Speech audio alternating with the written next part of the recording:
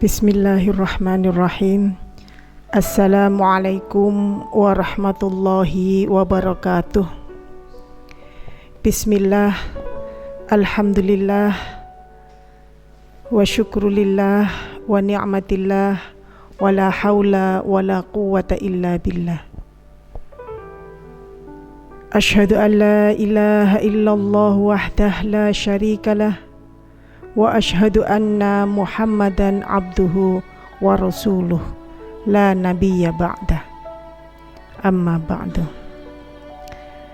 Pemirsa yang dirahmati Allah, alhamdulillah, karena berkah, rahmat, nikmat, anugerah dari Allah semata, kita dapat menikmati indahnya bulan Ramadan tahun ini, tahun 2021 Masehi, bertepatan dengan tahun 1442 Hijriah.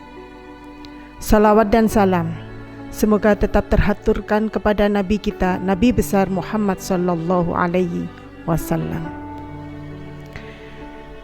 Alhamdulillah, kemarin kita sudah menyampaikan tentang motivasi untuk memperbanyak ibadah selama bulan Ramadan ini. Namun demikian, kita harus tetap waspada dan berhati-hati di dalam melaksanakan ibadah. Karena ada sebuah kisah inspiratif yang disampaikan, yang dikisahkan oleh Imam Al-Ghazali tentang Abu bin Hashim. Pemirsa, Abu bin Hashim ini adalah seseorang yang sangat rajin ibadahnya, baik itu ibadah mahdhohnya, sholat rawatibnya, sholat sunnahnya, zikirnya, munajatnya, sholat malamnya, tidak pernah absen sama sekali. Sholat berjamaah rutin, sholat malam pun, sholat tahajud pun tidak pernah sekalipun dia absen. Hingga pada suatu malam dia bangun dari tidurnya untuk mengambil air wudhu di sebuah sumur. Begitu beliau nyampe di sumur, ternyata di situ ada sosok yang asing menurut Abu ibnu Hashim, yang menurut Abu bin Hashim ini. Kemudian Abu bin Hashim bertanya,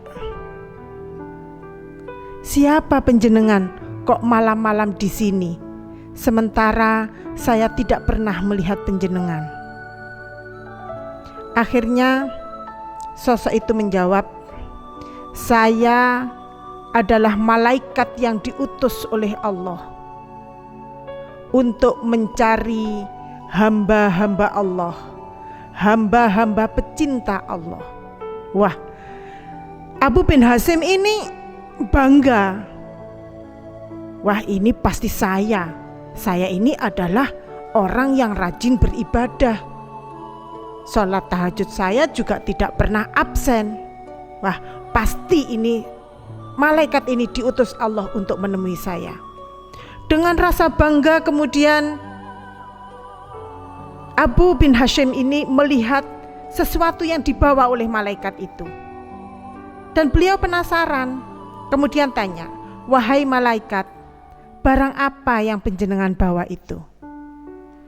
Akhirnya malaikat menjawab, "Ini adalah buku catatan daftar nama hamba-hamba pecinta Allah."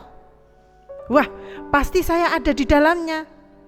Kalau begitu, coba penjenengan lihat malaikat, saya ini di urutan nomor berapa? Kata Abu bin Hashim. Kemudian malaikat dibuka, bukunya oleh malaikat dibuka lembar per lembar. Sampai pada lembar yang terakhir, ternyata nama Abu bin Hashim ini tidak ada. "Maaf Abu bin Hashim, ternyata nama penjenengan tidak ada di buku ini." "Ah, malaikat, mungkin penjenengan yang salah, coba diulangi lagi. Mungkin tadi kelewatan waktu jenengan baca." Dibuka lagi. sampai terakhir ternyata memang betul nama Abu bin Hashim ini tidak ada di buku daftar nama hamba-hamba pecinta Allah. Akhirnya dia nangis dan tersungkur, kemudian dia protes, "Ya Allah, rugi sekali saya bangun di tengah malam pada saat orang-orang lagi tidur nyenyak. Saya ambil air wudhu kedinginan pada saat orang-orang hangat dengan selimutnya." Kemudian malaikat berkata, "Sebenarnya saya tahu apa yang sampean lakukan seperti itu. Tetapi ketika saya akan mencatat nama sampean Ibnu Hasin di dalam buku daftar nama hamba-hamba pecinta Allah ini, ternyata Allah melarang saya." Loh, kenapa? Betul, sampean rajin ibadahnya, sholat tahajudnya sangat top sekali. Namun setelah saman ibadah, sampean beberkan kemana-mana, saman beritahu orang-orang di mana-mana. Itulah yang membuat saya dilarang oleh Allah untuk mencatat nama sampean di sini. Wah, kalau dilihat yang seperti ini, fenomena zaman sekarang itu merupakan manifestasi dari apa yang dilakukan oleh Abu bin Hashim. Bagaimana tidak? Coba sekarang kita pulang terawih, difoto, cekrek, kemudian di-share di Facebook. Alhamdulillah sudah selesai melaksanakan sholat tarawih. Kemudian kita tadarus, selfie lagi, kemudian di-share lagi. Alhamdulillah hari ini tadarus sampai jam 10 malam. Bahkan pada saat kita mengumpulkan dana, ya sudah kita mengumpulkan dana, kita bikin kolak saja. Bikin kolak 50 gelas ke 100 gelas, dibawa ke jalan raya, dibagi-bagikan, difoto cekrek. Alhamdulillah indahnya berbagi. Subhanallah. Kemudian kita mengadakan baksos, hanya memberikan 10 kotak mie saja ke panti asuhan, itu hasil urunan, hasil infak dari saudara-saudara kita. Kemudian diserahkan, difoto, selfie, di-share lagi. Ada yang di-share di Facebook, di IG, status WA. Itu tidak hanya masyarakat di lingkungan kita saja yang tahu, bahkan seluruh dunia tahu apa yang kita lakukan. Na'udzubillah, semoga hal itu tidak terjadi pada kita semua. Karena apa?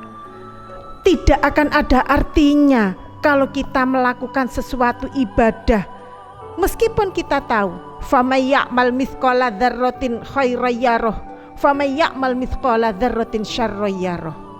Meskipun kita melakukan sekecil apapun, pasti Allah akan menggantinya. Walaupun sejelek apapun perbuatan kita, pasti ada balasannya.